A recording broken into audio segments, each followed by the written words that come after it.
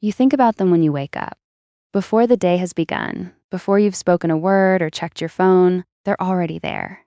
You think about them when a familiar song comes on, when you pass the place you used to go, when someone uses a phrase they always used. And the strange thing, the thing that no one quite prepares you for, is that they're already gone. So why won't your brain let them go? This is not a love story. It's not even a grief story, not exactly. What's happening inside your mind right now is one of the oldest, most deeply embedded survival mechanisms your species has ever developed. It is millions of years old. It runs deeper than memory, and it has almost nothing to do with sentiment. It has to do with prediction. Your brain is not a memory machine. It's not a feeling machine. At its core, your brain is a prediction engine. Every second of every day, it runs millions of quiet calculations about what is most likely to come next. What sound means danger, what face means safety, what footsteps in the hall mean comfort. Neuroscientist Karl Friston at University College London has spent decades mapping this system. He calls it the brain's predictive processing framework. The brain does not sit back and passively receive information from the world. It actively builds a model, an internal map of reality, and then compares every incoming sensation against that map. Most of the time, the map matches. When someone becomes important to you, a partner, a best friend, a parent, anyone your life organized itself around, your brain doesn't simply remember them. It builds them into the model. Their voice becomes an expected input. Their presence becomes a predicted state. Your nervous system restructures itself, quietly and completely, around the reality of that person being there. You don't notice it happening. You just notice, one day, how fluent you've become in them, in their moods, their rhythms, the particular weight of their silence. And then they're gone. Not gone from your memory, gone from reality. But your brain's model hasn't updated yet. It is still predicting them, still expecting to hear that voice at a certain time of day, still calculating their presence into your imagined future. And when reality keeps failing to match what the model predicts, that mismatch fires. An alarm. Over and over, in the background of everything you do. That alarm has a name. Psychologist John Bowlby called it protest behavior. Bowlby spent the middle of the 20th century studying what happens to children when they are separated from the people they're attached to. What he found overturned decades of assumption. He discovered that separation doesn't simply cause sadness. It causes a frantic, biological emergency response. Searching, crying, pacing, hypervigilance. The body shifts into a kind of high alert. Every sense is tuned toward finding the missing person. Every input is scanned for evidence of return. Bowlby believed this response evolved long before anyone could conceptualize permanent loss. Millions of years ago, when someone disappeared, the correct response was to find them. Reunification was the design. Grief was only the malfunction that happened when reunification failed. Your brain never received the update that sometimes they don't come back. So it searches. That's what the intrusive thoughts are. They're searching. That's what the dream where they're still alive is. Searching. That's the flash of recognition you feel when you see someone walking ahead of you with the same posture, the same way of moving their hands. Your prediction engine is running its old program in a landscape that has permanently changed. You are not stuck. You are running ancient software. And the software has other features that make this harder. When a person is deeply woven into your life, your brain doesn't just store memories of them. It stores a simulation of them. Neuroscientist Matthew Lieberman at UCLA studies how the brain processes social information differently from all other kinds of information. What his research consistently shows is that thinking about people you know closely activates a distinct and constantly running network, the social brain network, centered around the medial prefrontal cortex and the temporoparietal junction. This network doesn't turn off when you're doing other things. It runs in the background, constantly modeling the minds of the people around you, predicting their reactions, imagining their perspective, rehearsing their responses.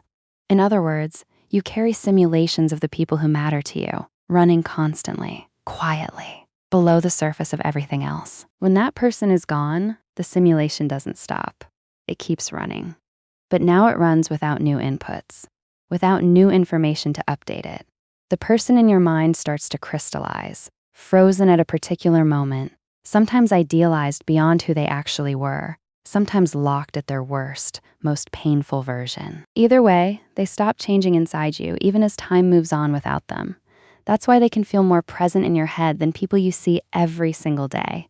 Now here's the part that almost nobody talks about: grief.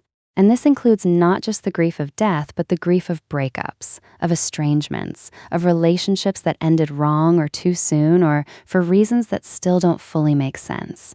Grief is almost neurologically indistinguishable from withdrawal. When researchers examined brain scans of people who had recently lost a romantic relationship, what appeared was not simply the activation of memory or sadness regions. The reward pathways lit up, the dopamine circuitry, the same networks that become dysregulated in substance addiction. Your brain had treated that person as a source of reward, and now the source is gone. Psychologist Lucy Brown at Albert Einstein College of Medicine found that romantic love, at the neural level, operates more like a drive than an emotion, closer to hunger or thirst than to happiness or sadness. Your brain doesn't just feel love, it pursues it, craves it, organizes its anticipatory architecture around the possibility of it. And when that pursuit is suddenly blocked, when the person vanishes from the landscape your brain had mapped, the system doesn't simply feel sad. It goes into a state of craving, of seeking, of firing the same circuits that would fire if the reward were still available, because the brain hasn't accepted yet that it isn't. That's why the thoughts don't just arrive.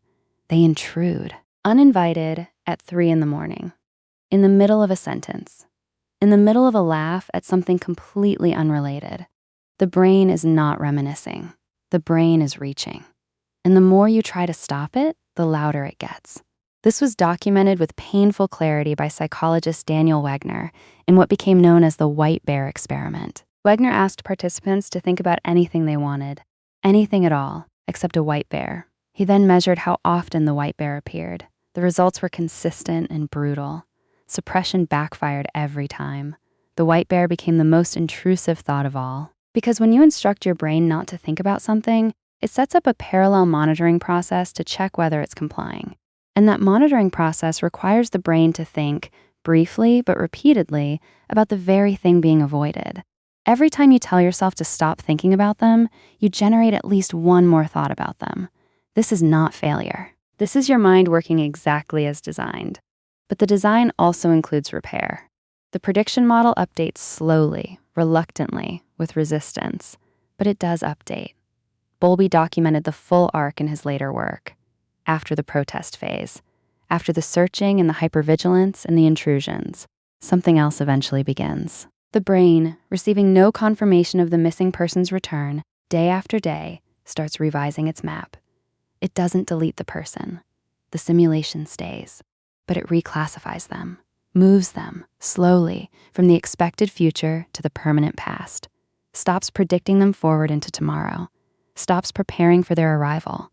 That reclassification is what healing actually looks like. Not forgetting, not the disappearance of thoughts or memories, but the quiet shift in your brain's architecture where their absence finally becomes known, expected, factored in.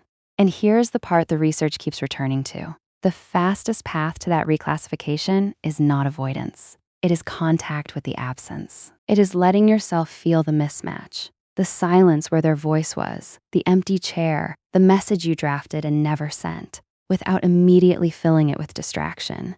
Your brain needs data. It needs to experience the prediction failing again and again before it accepts the new reality as real. Grief is not healed by moving on. It is healed by your brain learning, slowly, that the world has changed. Some of the oldest human cultures understood this in ways science is only now beginning to explain. In Japan, there's a centuries-old practice called kaio, memorial rituals performed not just for people, but for objects, old needles, broken dolls, worn-out tools. The principle is ancient, honoring the thing that once served you, acknowledging its absence, releasing it with intention. The ritual is not for the needle. It is for the mind that must learn to live without it. Your brain is not broken. It is not failing you. It is doing precisely what it was built to do, holding tightly to what mattered, scanning the world for what it lost, and updating, with enormous reluctance, its picture of what is real. And tonight, when the thought arrives, When something as ordinary as a smell, a sound, a particular quality of afternoon light pulls their face back to the front of your mind, you are not stuck. You are not behind. You are a mind that loved something, running its ancient search in a world that has moved on without them. You woke up this morning and they were already there, before the day had even begun. And one day, not today, but one day, you will wake up and they will arrive a little later, and then later still. And the space between the thoughts will widen, not because you forgot, not because it stopped mattering, but because your brain, finally, will have learned to live in a world that holds the shape of them, but not the presence. And slowly, quietly, that will be enough.